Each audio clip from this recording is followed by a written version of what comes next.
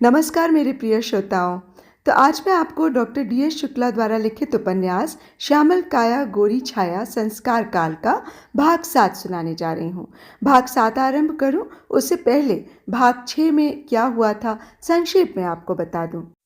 विश्वामित्र को ज्ञात हुआ कि राजा जनक ने अपनी पुत्री सीता के लिए एक स्वयंवर का आयोजन किया है और उसमें मिथिला में रखे शिव धनुष को उठाकर जो वीर उसकी प्रत्यंचा संधान करेगा, जनक दुलारी उसी का वरण करेगी। गुरु विश्वामित्र ने राम और लक्ष्मण के साथ मिथिला की ओर प्रयाण किया और रास्ते में उन्होंने गंगा माँ की धरती पर आने की कहानी यानी कि गंगावतरण की कहानी भी दोनों भाइयों को सुनाई और उसकी ऐतिहासिकता को भी प्रमाणित किया। और राह में गौतम ऋषि के आश्रम में गौतम मुनि के श्राप को भोग रही प्रस्तर मूर्ति अहिल्या का भी उद्धार किया। और अब आगे निशाचर। गुरुदेव, सारे पशु पक्षी ब्रह्म मुहूर्त में जागते हैं, फिर हम मनुष्यों को 2 घड़ी रात्रि रहते ही जागने का विधान क्यों? मुनि मंडली से एक ने प्रश्न किया। क्योंकि हम पशु नहीं है ना? विश्वामित्र विनोदपूर्वक बोले। फिर गंभीर होकर कहने लगे, ये कहना सत्य नहीं कि सारे पशु पक्षी रात में सोते और दिन में जागते हैं। यदि ध्यान दो तो तुम रात्रि की इस नीरवता में भी वन की हलचल सुन सकते हो। पत्तों में खड़खड़ाहट, नीचे गिरे सूखे पत्तों की चरमराहट तुम्हें वन्य पशुओं की पग ध्वनि का भास नहीं दे रही क्या? उलूक और चमगादड़ उड़ते दृष्टिगोचर नहीं होते? ये सब निशाचर पशु पक्षियों की उपस्थिति का आभास दे रहे हैं, भले ही हम उन्हें देख नहीं रहे। प्रकृति ने जिस योनि का जो शारीरिक क्षमताएं अथवा अक्षमताएं प्रदान की, उनके अनुसार ही उनकी दिनचर अथवा निशाचर प्रवृत्ति होती है।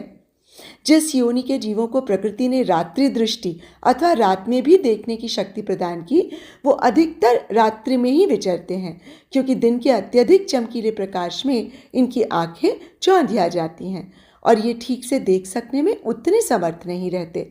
ऐसे निशाचर जीवों में हिंस पशुओं के अलावा राक्षस और पिशाच योनियां भी सम्मिलित हैं। ये सब अधिकतर अपने भोजन की खोज में रात को ही निकलते हैं। निद्रा आवेशित दिनचर आसानी से इनका ग्रास बन जाते हैं। हमारी ये टोली भी हो सकता है किसी निशाचर की दृष्टि में हो, किंतु हमारे हवन कुंडों में प्रज्वलित पवित्र अग्नि और शस्त्रधारी आर्य पुत्रों की उपस्थिति इन्हें हमारे ऊपर आक्रमण करने से विरत कर रही है। वन में अग्निहोत्र हमारे धर्म का हिस्सा बनाया गया। तुम्हें ज्ञात होगा कि सभी जीवों में मनुष्य बुद्धि बल से सबसे सफल और उत्कृष्ट आखेटक है। युगों से मनुष्यों द्वारा शिकार किए जाने के कारण वन्य पशु मनुष्यों से दूर रहने का प्रयास करते हैं। वो उन स्थानों से भी दूर रहते हैं जहाँ मानवीय आवागमन अधिक होता है। इसी वजह से वनों से गुजरते पथिक अपना पड़ाव वन मार्गों और पगडंडियों के पास ही बनाते हैं। इससे हिंस जंतुओं के आक्रमण की आशंका कम हो जाती है।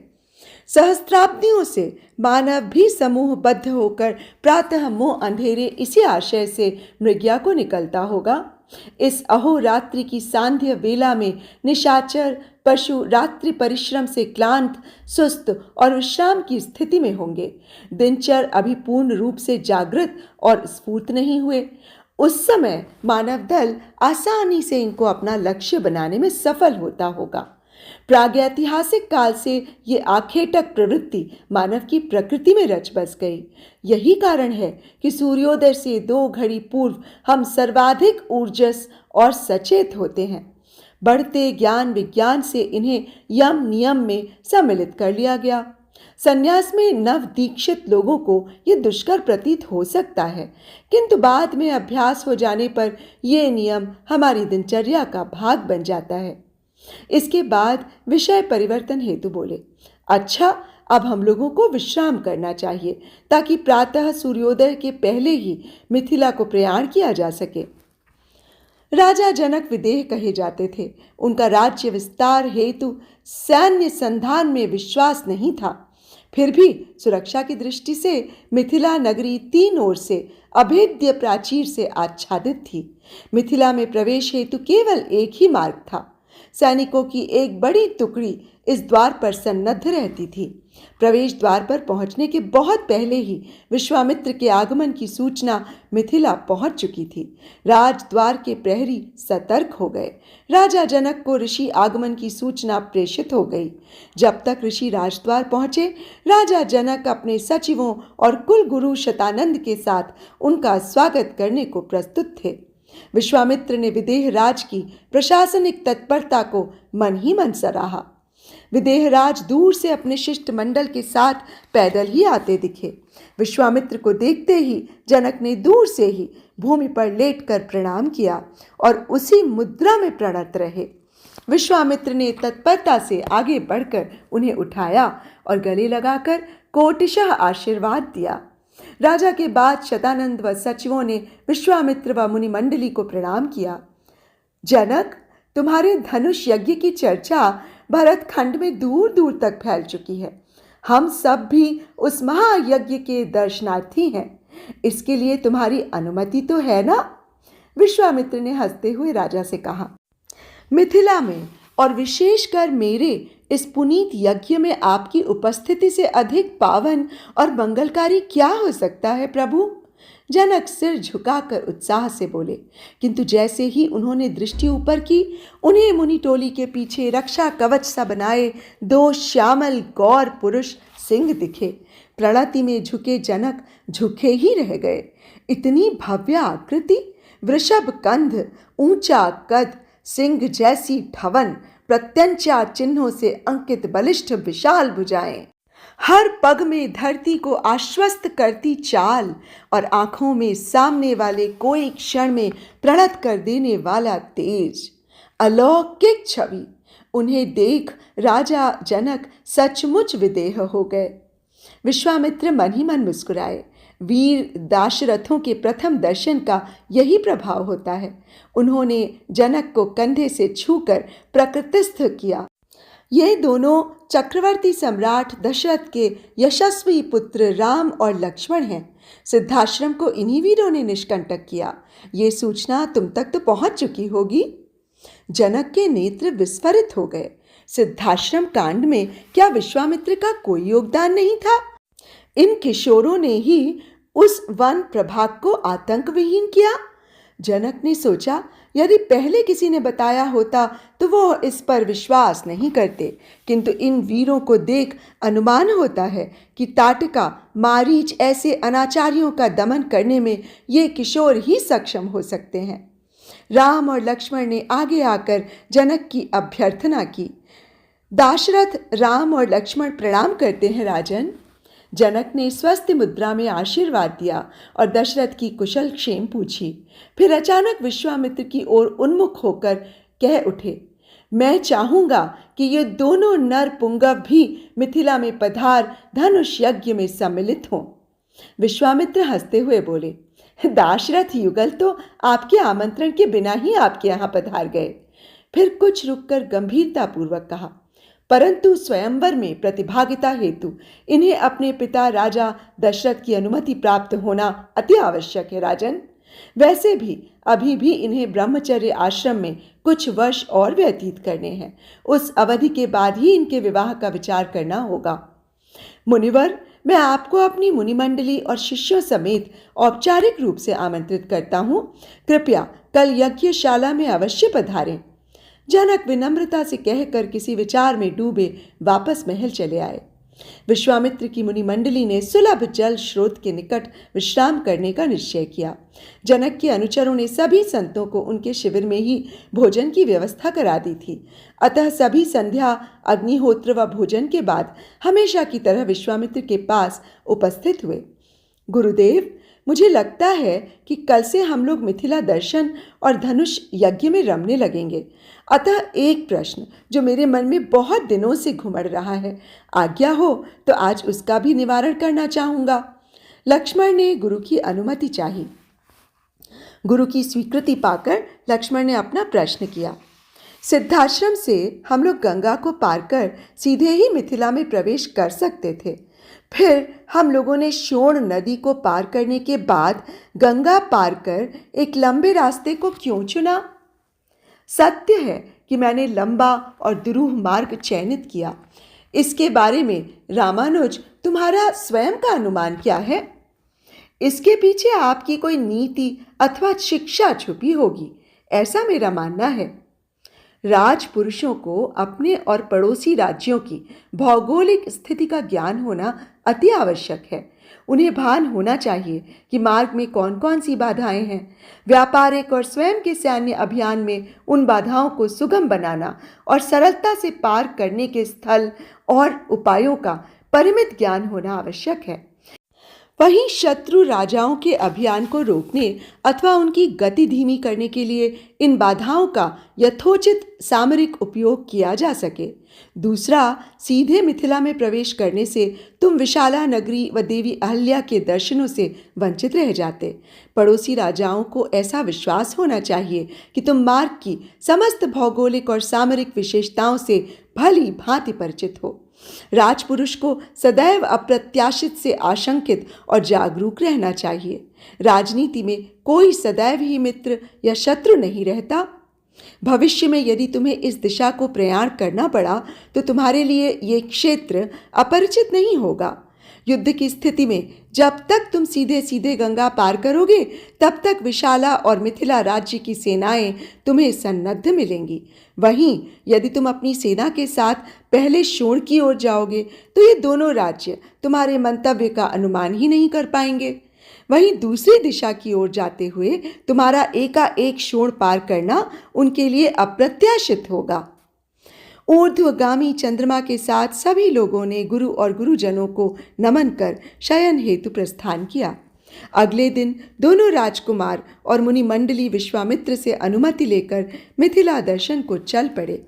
राजकुमारों और मुनियों के उत्सुकता केंद्र भिन्न होने की वजह से दोनों के मार्ग थोड़ी देर के बाद अलग अलग हो गए। मुनियों का रुझान जहां मंदिरों देवालयों में था, वहीं राजकुमार मिथिला दुर्ग की प्राचीर आंतरिक सुरक्षा में रुचि रखते थे। परंतु बहुश्रुत शिव धनुष के दर्शन की लालसा दोनों में तीव्रतम थी। स्वयंवर में आए समस्त राजाओं की सेना को दुर्ग प्राचीर के बाहर उचित प्रबंध के साथ रोक दिया गया था। सभी अभ्यर्थियों को थोड़े से अंगरक्षकों के साथ मिथिला नगरी के विपुल उपवनों में आवास का प्रबंध किया गया था। पूरी मिथिला एक निश्चित वास्तु के अनुसार गढ़ी गई थी। ऐसे स्थापत्य से आपातकाल में मुट्ठी भर सैनिक ही एक विशाल सेना को संभाल सकने में सक्षम थे। सामरिक दृष्टि से महत्वपूर्ण स्थलों पर सशस्त्र सैनिकों की टुकड़ियां सन्नद्ध थीं। सादे वेश में मिथिला के गुप्तचर बाहर से आए हुए लोगों के बीच घुल मिलकर नगर में किसी संभावित षड्यंत्र को सूंघ रहे थे। नगर के उत्तरी पूर्वी भाग में राज देवालय था, जिसमें कहा जाता था कि स्वयं विदेह राज पूजा अर्चना हेतु पधारते हैं। इसी देवालय में शिव धनुष भी स्थापित था, जिसे जनक नित्य नमन करते थे। इस देवालय के विशाल प्रांगण में ही सीता स्वयंवर का आयोजन होना था। एक विशाल वेदी पर रखा शिव धनुष मानो स्वयं आलोकित था। धनुष स्थल के चारों ओर सुंदर रंगभूमि विनिर्मित थी। रंगभूमि से पर्याप्त दूरी पर चारों ओर दर्शकों के बैठने की व्यवस्था थी। दर्शक दीर्घा के एकदम सामने आगे की ओर स्वयंवर के प्रतिभागियों के बैठने की व्यवस्था थी। सामने पूर्व की ओर राजा का सिंहासन स्थित था। सिंहासन के बाईं ओर मंत्रियों और दाहिनी ओर ऋषिमुनियों के विराजने की व्यवस्था थी। राम और लक्ष्मण ने सबसे पहले धनुष को प्रणाम कर उसकी प्रदक्षिणा की। उसके बाद समस्त रंगभूमि का अवलोकन किया। व्यवस्था से संतुष्ट हो जनक के आयोजन विन्यास की मन ही मन प्रशंसा करते हुए एक बार पुनः शिव धनुष को प्रणाम कर अपने डेरे को चल पड़े। सांध्य चर्चा में जब विश्वामित्र ने स्वयंवर स्थान और प्रबंध के बारे में पूछा तो लक्ष्मण ने विस्तार से रंगभूमि का वर्णन किया। तुम लोगों को ज्ञात होगा कि बहुधा स्वयंवर में असफल राजा उद्दंडता पर उतर आते हैं। वो सामूहिक रूप से विजेता और कन्या पक्ष को पराभूत कर बलात् वधू का अपहरण करने का प्रयास करते हैं। इसी प्रयोजन से तुमने देखा होगा कि पूर्वोपाय के रूप में प्रतिभागी सेनाओं को मिथिला नगर की प्राचीर के बाहर ही रोक दिया गया है। वहीं रंगभूमि की संरचना भी इस प्रकार करी जाती है कि कन्या पक्ष अल्प सैन्य बल के साथ ही इस दुष्प्रयास को असफल कर सके। क्या तुम्हें जनक की रंगशाला में ऐसी सन्नद्धता दृष्टिगत हुई? ऋषि अपने शिष्यों को शिक्षित करने का कोई भी पल व्यर्थ नहीं जाने देना चाहते थे।